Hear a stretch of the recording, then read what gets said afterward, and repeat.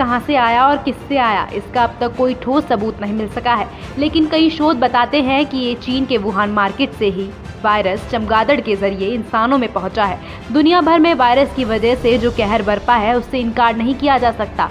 बड़े पैमाने पर वैज्ञानिक भी इस बात को लेकर एकमत है कि ये वायरस जानवरों से आता है, लेकिन चमगादड़ों से इंसान में आते हैं। इसका मतलब ये नहीं है कि इसके लिए चमगादड़ों को दोष दिया जाए, क्योंकि कोरोना 2020 में आया और चमगादड़ धरती पर 5 करोड़ साल से भी अधिक वर्ष से रहते हैं। कोरोना की जो असली वजह है वो ये है कि इंसानों का जीवों की दुनिया में दखल तेजी से बढ़ रहा है। तो कोरोना की असली वजह जो है वो है इंसानों का जीवों की दुनिया में दखल तेजी से बढ़ना, और कोरोना वायरस उसी का परिणाम है। चमगादड़ पर काम करने वाले विशेषज्ञों ने चमगादड़ों को दोष न दे इस नाम से अभियान की शुरुआत की है, ताकि चमगादड़ों को लेकर बेवजह के डर और मिथकों को दूर किया जा सके। ये अभियान इसलिए भी जरूरी है क्योंकि चमगादड़ एक ऐसा जीव है जिसे संरक्षण करने की जरूरत है। वो कहते हैं कि धरती पर सबसे गलत और कम आंका जाने वाला जीव चमगादड़ है। बीमारियों के ज्यादातर मामलों में इसका संबंध इंसानों के द्वारा प्रकृति को नुकसान पहुंचाने से जुड़ा हुआ है। जब जंगल या फिर घास के मैदान इंसान सड़क या दूसरे निर्माण या फिर खेती के लिए साफ कर देंगे तो वहां रहने वाले जीव और जंगली जानवर कहां जाएंगे? ये जानवर इंसानी जिंदगी के करीब आने के लिए मजबूर हो जाएंगे।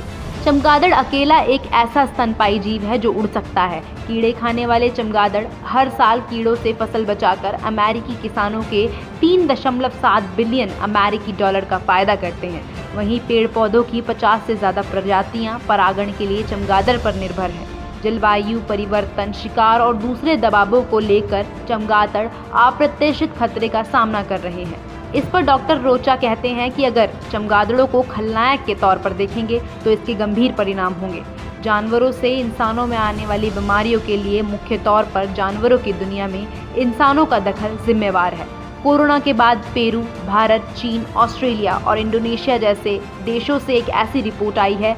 कोरोना के बाद पेरू, भारत, चीन, ऑस्ट्रेलिया और इंडोनेशिया जैसे देशों से ऐसी रिपोर्ट आई है कि इसका खामियाजा चमगादड़ों को भुगतना पड़ रहा है। यूनिवर्सिटी ऑफ कैम्ब्रिज के डगलस मैकफेरलिन का कहना है कि सबसे बड़ी चिंता ये है कि कई चमगादड़ों की प्रजाति विलुप्त हो गई है, तो इन्हें किसी भी तरह की गलत कार्यवाही के गंभीर नुकसान पहुंचा सकते हैं और इसका मानव जीवन पर बहुत बुरा प्रभाव पड़ेगा। चमगादड़ सदियों से इंसानों के साथ अस्तित्व में रहते आए हैं और दोनों को लाभ मिलता रहा है, तो इसलिए पूरी तरह से कोरोना के लिए चमगादड़ों को दोष देना सही नहीं है। नेशन वन से श्वेता सिंह की रिपोर्ट। नेशन वन की खबरों के अपडेट के लिए आप हमारे चैनल को लाइक करें, सब्सक्राइब करें, पसंद आई वीडियो को शेयर करना ना भूलें और ज्यादा जानकारी के लिए लॉग इन करें www.nation1.tv पर।